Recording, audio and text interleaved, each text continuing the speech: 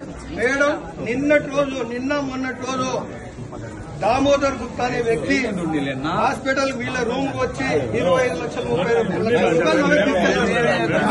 ఇక్కడ ఎందుకు ఎవరు సొమ్ము అది? గవర్నమెంట్ హాస్పిటల్లో 30 లక్షలు క్యాష్ ఎట్లా వస్తుంది? 50 లక్షలు క్యాష్ వస్తుంది. దామోదర్ గుప్తాకు ప్రభుత్వ ఆసుపత్రికి ఏం సంబంధం? ఇదేమన్నా అడ్డాగా మార్చినారా? ఇదేమన్నా బిజినెస్ హబ్బా ఇది?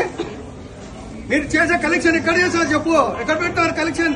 3000 తీసుకుంటారు కదా పేషెంట్ దగ్గర, ఎక్కడ పెడతారు? ప్రతి పేషెంట్ దగ్గర ఫిల్మ్ కోసం 3000 తీసుకునేవా లేదా? 12,000 రిసిప్ట్ ఇది చూడు. ఇలాంటి రిసిప్ట్ నంబర్ 12,704 అంటే 12,000 మంది దగ్గర ఆన్ రికార్డు నువ్వు తీసుకున్నావు డబ్బులు. ఆన్ రికార్డ్ ఇది నువ్వు ఇచ్చిందే. MRI academy of science, MRI Vijayawada on record వీళ్ళు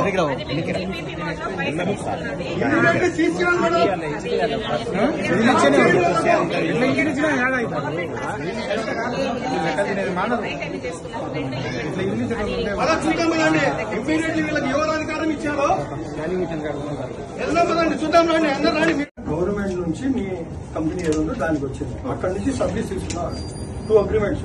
ఈ 2 అగ్రిమెంట్స్ లో ఈ మెషిన్ పెట్టి నువ్వు డబ్బులు ప్రింట్ చేసుకోవచ్చు అని చెప్పి నాకు సమాధానం చెప్పు. నాకొద్దు, నాకు ఇది రికార్డ్, నాకు ఇది కావాలి. అల్టిమేట్లీ ఈ అగ్రిమెంట్ ఎందుకు చేసుకుంటారు? ఈ అగ్రిమెంట్ ఎందుకు చేసుకుంటారు అంటే నేను మాట్లాడుతున్నది ఇక్కడ మాట్లాడు. ఈ అగ్రిమెంట్ ప్రకారంగా నాకు సమాధానం చెప్పు. ఐదు వద్దు నాకు. నీకు మిషన్ పెట్టడానికి ఎవరు అధికారం ఇచ్చాడో అతనికి చెప్పు. అంతే నాకు కావాల్సింది. వేరే ప్రొవైడ్ కాదు. ఇప్పుడు ఇవ్వు. ఎందుకు పెట్టావు? అంటే తీ బయటికి మిషన్ బయటికి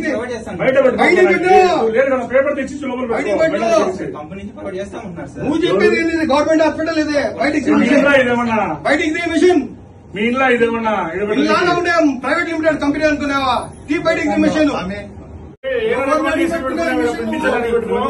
చెప్తాను. నువ్వు డబ్బులు తీసుకొని చేశామని చెప్పి చెప్పినారా? ఈ మిషన్ ఎందుకు పెట్టామో చెప్తున్నావు నాకు. అంతే కదా మీరు అలా బయట ఫోన్ నెంబర్ ఒకటి మేడం రాయండి రాశారు. ఎవరి నెంబర్ అది?